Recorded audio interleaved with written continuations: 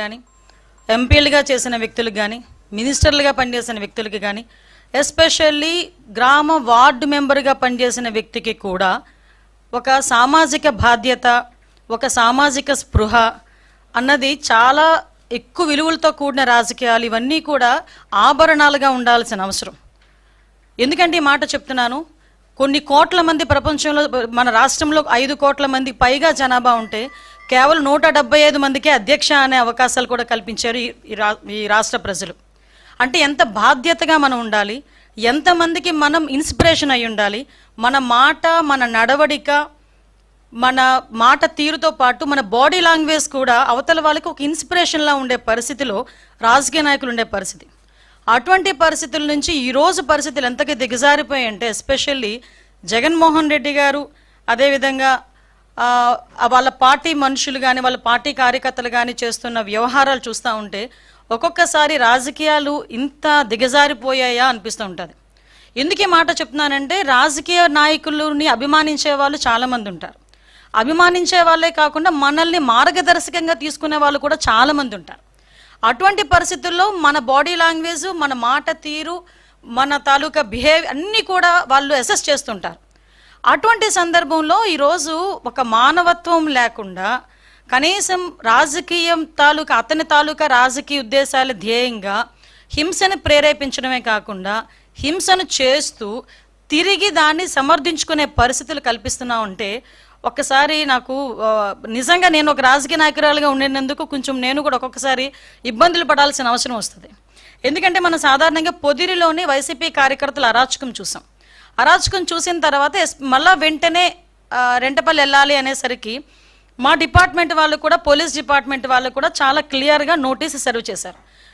జగన్మోహన్ రెడ్డి గారు, మీ పర్యటనలో ఎంతమంది వస్తారు, ఎంతమందికి మేము, చాలా చిన్న రోడ్ అది, 10 ఫీట్ రోడ్ అది, ఆ 10 ఫీట్ రోడ్లోకి వెళ్ళేటప్పుడు ఎంతమంది వెళ్తారు, సో మీరు ఇంతమంది వరకు వస్తేనే మేము అలౌ చేస్తాం. మీ క్యాన్వాయ్తో పాటు ఒక 3 వెహికల్స్, వాటితో పాటు ఒక 100 మంది కార్యకర్తలు, వీళ్ళు వస్తేనే మేము అలౌ చేయగలం, వీళ్ళు వస్తేనే మేము ప్రొటెక్షన్ కూడా ఇవ్వగలము, కాబట్టి మీరు దీన్ని అర్థం చేసుకోండి అని చెప్పి అక్కడ ఉన్న ప్రతి నాయకుడికి కూడా నోటీసులు అనేవి సర్వ్ చేశారు, ఇన్ఫర్మేషన్ అనేది సర్వ్ చేశారు.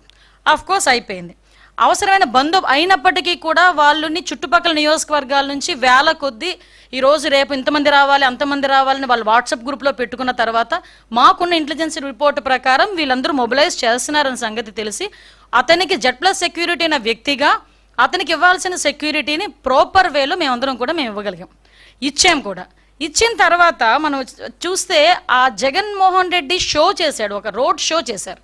అతను వెళ్ళేదేమో ఒక పరామర్శకి వెళ్తున్న వ్యక్తి రోడ్ షో చేస్తున్నాడు. ఇంచుమించుగా అతని ఇంటి దగ్గర నుంచి, తాడేపల్లిలో అతని ఇంటి దగ్గర నుంచి 10:30కి స్టార్ట్ అయిన వ్యక్తి సాయంత్రం 4 గంటలకి ఆ రెంటపల్లి వెళ్ళారంటే ఒకసారి ఆలోచన చేయండి, ఎంత స్లోగా మూవ్ అయ్యి ఎంత రోడ్ షో చేసుకుని ఆయన వెళ్ళారో ఒక్కసారి జనాలు కూడా అర్థం చేసుకోవాలి. ఈ నేపథ్యంలో అతను రోడ్ షో చేసుకుంటూ, అందరికీ అభివాదాలు చేసుకుంటూ, అందరి దగ్గర నవ్వుతూ, షేక్ హ్యాండ్లు ఇస్తూ ఆయన వెళ్తూ ఉంటే దారిలోని అతని కార్యకర్త, అతని సింపథైజర్, అంటే వాళ్ళ పార్టీ సింపథైజర్, పార్టీ కార్యకర్త కనీసం వెహికల్కి కింద పడిపోయి టైర్ కింద పడ్డాడు అన్న సంగతి తెలిసి కూడా అతను కనీసం బండి ఆపకుండా ఆ బండిని అలా ఆ పక్కనున్న వ్యక్తిని కనీసం పక్కన తీసి, నేనేమంటానంటే ఆ బండి కింద పడిపోయాడు వ్యక్తి, ఆ వ్యక్తిని తీసి ఇమీడియట్గా 108కో దేనికో ఫోన్ చేసి అంబులెన్స్లో పంపిస్తే కనీసం మనిషి బతికేవాడేమో. ఎంత అంటే దాన్ని ఏ పదాలు ఉపయోగించుకోవాలో కూడా అర్థం కావట్లేదండి. ఎంత నిరంకుశంగా, కనీసం దయ జాలి లేకుండా ఆ వ్యక్తిని అలాగే ఈడ్చి ముళ్ళ పొదల్లో పడేశారు. తర్వాత అతన్ని చూసి పోలీస్ డిపార్ట్మెంట్ వాళ్ళు 108కి ఫోన్ చేసి ఇమీడియట్గా డిపార్ట్మెంట్ వాళ్ళు హాస్పిటల్కి పంపిస్తే హాస్పిటల్కి వెళ్ళిన తర్వాత అతను చనిపోయాడని డాక్టర్స్ చెప్పడం జరిగింది. కనీసం అతను ఆ కార్ కింద పడిన తర్వాత అయినా ఇమీడియట్గా హాస్పిటల్కి పంపించి ఉంటే ఆ మనిషి బతికేవాడు కదా. అంటే ఇంత దారుణంగా, ఇంత దాన్ని ఏమంటారంటే కనీసం జాలి దయ లేకుండా కూడా మనుషులు ఉంటారా? మనిషి జన్మకి ఒక అర్థం ఉంటుంది, దేనంటే ఒక జాలి దయ ఎమోషన్స్ ఇవన్నీ ఉంటాయి. ఏ ఎమోషన్స్ లేని కాకిలా అంటే ఒక కాకి చచ్చిపోతే 100 కాకులు వస్తాయి. ఒక రోడ్డు మీద ఒక కుక్క చచ్చిపోతే 4-5 కుక్కలు వచ్చి కనీసం తీసి పక్కన పెట్టినంత వరకు అక్కడే చుట్టూ తిరుగుతూ అరుస్తూ ఉంటాయి. అలాంటిది సాటి మనిషి దట్టు వైసీపీ కార్యకర్త నీ మీటింగ్ గురించి, నీ ర్యాలీ గురించి నువ్వు పిలిస్తే వచ్చినవాడు దళితుడు, నీ కారు కడ్డంగా నీ కారు టైర్ కింద నలిగిపోతే తీసి హాస్పిటల్కి లేనంత దౌర్భాగ్యమైన పరిస్థితిలో ఈరోజు జగన్మోహన్ రెడ్డి ఉన్నాడా? అంత నిర్దయగా జగన్మోహన్ రెడ్డి ఉన్నాడా? అంటే అతనికి జగన్మోహన్ రెడ్డి రాజకీయ లబ్ధి తప్పించి మనుషుల ప్రాణాలంటే లెక్కలేదా? ఇంత ఉన్మాద పరిస్థితిలో కూడా రాజకీయ నాయకులు ఉంటారా? నిజంగా నాకైతే చాలా ఆశ్చర్యం అనిపిస్తుందండి. ఇలాంటి సిచ్యువేషన్ నుంచి తన నిర్లక్ష్యంగా ఇద్దరు చనిపోయారు. అతని నిర్లక్ష్య కారణంగా ఆ రోజు సింగయ్య, మళ్ళీ ఇంకొక అబ్బాయి రెడ్డి, ఇద్దరు చనిపోయారు. ఇద్దరు చనిపోయినా కూడా తన పర్యటన కొనసాగిస్తూనే ఉన్నాడు.